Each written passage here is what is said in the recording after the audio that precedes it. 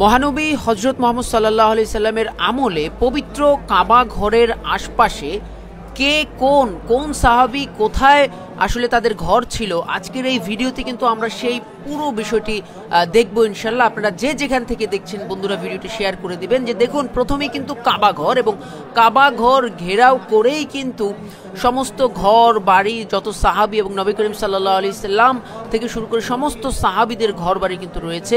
কাবা ঘরের পাশে যে দুটি স্থাপনা, একটি হচ্ছে মাকামে ইব্রাহিম এবং সর্বশেষ যে লাইটটি জ্বলছে দেখুন জ্বলজ্বল করছে, এটি হচ্ছে জমজম কূপ। এবং এই জমজম কূপের পাড়েই যেই গেটটি দেখতে পাচ্ছেন, এই গেটটির পাশে হচ্ছে বনু সাইবা গোত্রের মানে ঘর বাড়ি ছিল, অর্থাৎ যারা একেবারে পবিত্র কাবা ঘরের রক্ষণাবেক্ষণ করত, বিশেষ করে তাদের কাছে চাবি থাকতো। সেই বনু সাইবা গোত্রে কিন্তু এই যেই দেখতে পাচ্ছেন যে যেই দরজাটি অর্থাৎ প্রবেশ গেটটি, এই প্রবেশ গেটটির পাশেই কিন্তু বনু সাইবার বসবাস ছিল। এবং এই ঘর বরাবর কিন্তু হযরত আব্দুল্লাহর অর্থাৎ আমাদের প্রিয় নবী হযরত মুহাম্মদ সাল্লাল্লাহু আলাইহি সাল্লামের বাবার ঘর ছিল। এবং আমরা কিন্তু একে একে দেখব। একেবারে শেষ প্রান্তে যেই বাতি জ্বলছে যেই ঘরে, এটি হচ্ছে উম্মুল মুমিনিন সাইয়েদা খাদিজাতুল কুবরা রাদিয়াল্লাহু তাআলা আনহার বাড়ি এখানে ছিল, অর্থাৎ মক্কা থেকে তার বাড়িটা একেবারেই শেষ প্রান্তে ছিল।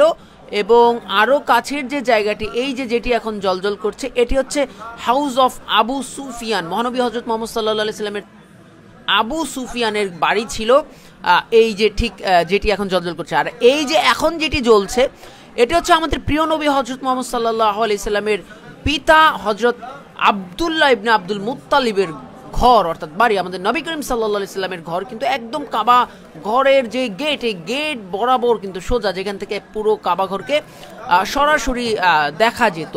তারপরে যদি আমরা দেখতে চাই যে দেখুন এরপরে যেই লাইটটি জ্বলবে এবং সেই লাইটের বাড়িটির কথা হচ্ছে, এটি হচ্ছে দারুল নদওয়া। দারুল নদওয়া আমরা জানি পবিত্র কাবা ঘর পরিচালনা করার জন্য যেই সংগঠন বা যেই জায়গা যেখান থেকে পরিচালিত হতো, সেটি হচ্ছে কিন্তু দারুল নদওয়া। এবং সেই দারুল নদওয়ার আশপাশে কিন্তু প্রতিটা ঘর এবং প্রতিটা স্থাপনা কিন্তু সাহাবায়ে কেরামের ছিল। এবং এই যেই দুটি জায়গায় দুটি ঘরে একত্রে লাইট জ্বলছে, এটি হচ্ছে আবু জর, সাহাবী আবু জর রাদিয়াল্লাহু তাআলার বাড়ি বা হচ্ছে গিয়ে তার পাঠশালা বলা যেতে পারে বা বলা হচ্ছে। এবং এখন যেটিতে লাইট জ্বলছে, এটি হচ্ছে হযরত আব্বাস রাদিয়াল্লাহু তাআলা। আমরা জানি মহানবী সাল্লাল্লাহু আলাইহি সাল্লামের চাচা হযরত আব্বাস রাদিয়াল্লাহু তাআলা, তার ঘরটি ছিল ওখানে। বন্ধুরা আপনারা যে যেখান থেকে দেখছেন, গুরুত্বপূর্ণ একটি ভিডিও, শিক্ষণীয় ভিডিও, অবশ্যই কিন্তু বন্ধুদের মাঝে শেয়ার করে দেবেন। এবং আপনারা কে কোথা থেকে দেখছেন, দেখুন এই যে টিপ টিপ করে লাইট জ্বলছিল,